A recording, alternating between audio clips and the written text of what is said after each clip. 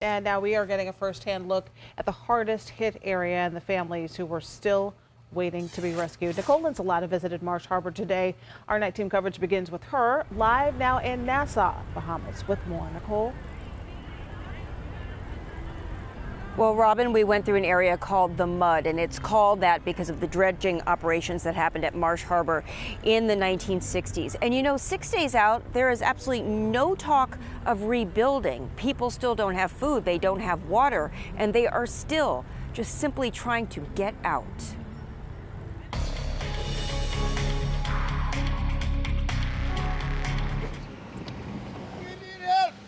We need help, a man shouts at us as we drive through what used to be the streets of Marsh Harbor.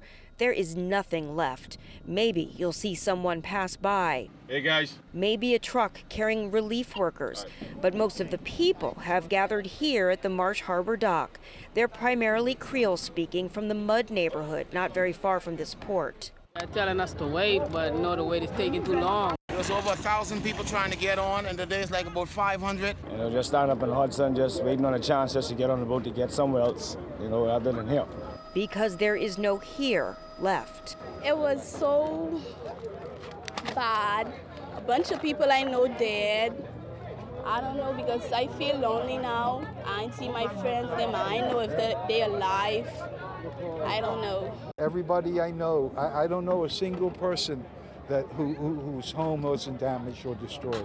So they wait on this dock, holding a tarp over their heads or whatever else they can find. Seems to be the best, if only, way to shield themselves from the sun. Armed men patrol the dock. It's unclear exactly who they are. Everyone is exhausted, but in the middle of it all, you'll see this face. They've been trying hard to get women, children, and the elderly out first. So the majority of this crowd are men and young men. But a few mothers and babies wait too. How come she's still here if they were doing women and children? There's so much people by the gate, I had to hustle the way through. And when a boat is in sight... Hey! Hey! Hey! Hey! Everybody's going on the boat. Call him. Hey! We're pulling from the general population, putting into a staging area, about 50 persons. As the boat called for people, we move 50 to our boat. 50. So if they want more, we give them 100. If they want 50 more, we give them 200. And finally, it's time to go. Yeah, the line start here. Listen, one line, please, one line. Now, while all of these people are trying to get off this island, there are barges like that one coming in, bringing in equipment to clear the roads. But now that people are aboard this boat bound for Nassau, it's the beginning of some hope. The hardest thing is to see the frustration, to imagine everything they went through in the storm. We're family.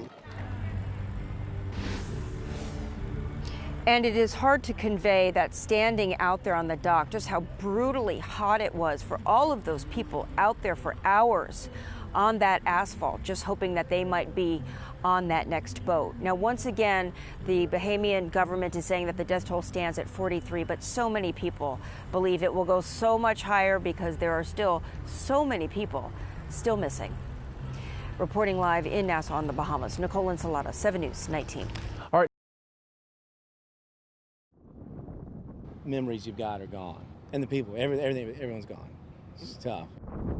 This is Elbow Key, where Hurricane Dorian made landfall. Everybody's going on the boat. And this is Marsh Harbor, just a few miles west, where hundreds wait on a dock to be evacuated, using tarps or even cardboard to shield themselves from the sun. Hunger, thirst, and simple exhaustion setting in. They're telling us to wait, but no, the wait is taking too long. There's over 1,000 people trying to get on, and today it's like about 500. You know, just standing up in the Hudson, just waiting on a chance just to get on the boat to get somewhere else, you know, other than here. People just started messaging me all day, every day.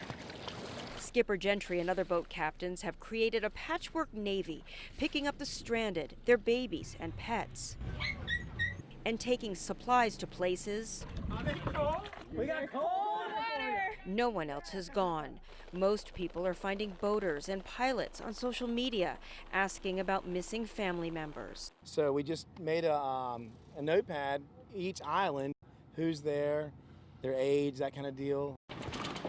Then they load up what supplies they can and head off to what could be at least a day-long journey. Pilots, too, trying to fly supplies in and people out, despite crowded skies and damaged airports on the islands. It's been chaos. You know, there's not a square peg that fits in the round hole just right. Everybody's just kind of coming together and making it all work. Because John Carey of HMC Helicopters is an Andrew survivor, and he says he can relate to the feelings of desperation. So it's kind of bringing back a lot of memories of that time. Lex, you want to go? Skipper Gentry, his crew, and his three-legged dog Lexi will be back on the water late Sunday, hoping to hear more radio calls like this one. Have you seen Darwin and Teresa today? Teresa, baby, were evacuated this morning. This is awesome. Like, this is what, you know, we're here to do. It makes you feel really, it was great.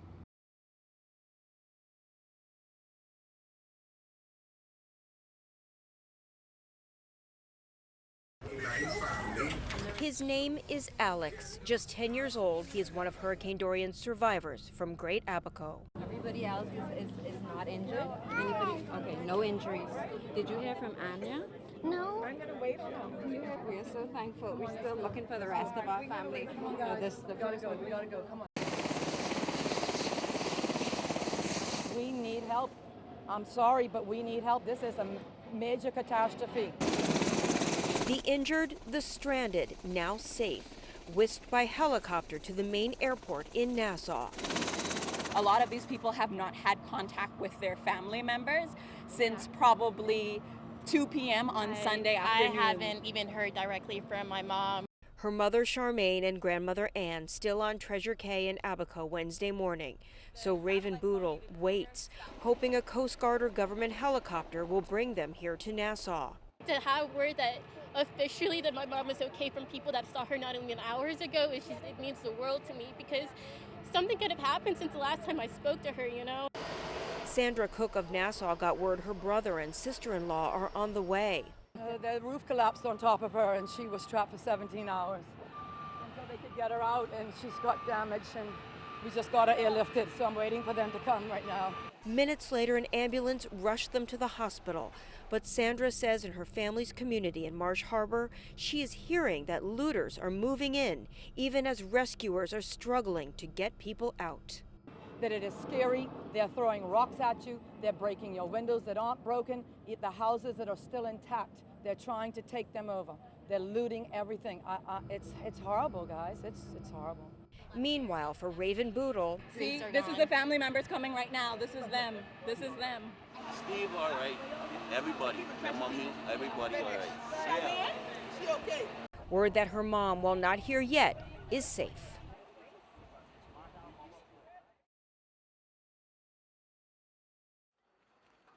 It's the nightmare from which they can't wake up. You had to swim out, push the bodies out of the way, hundreds of bodies.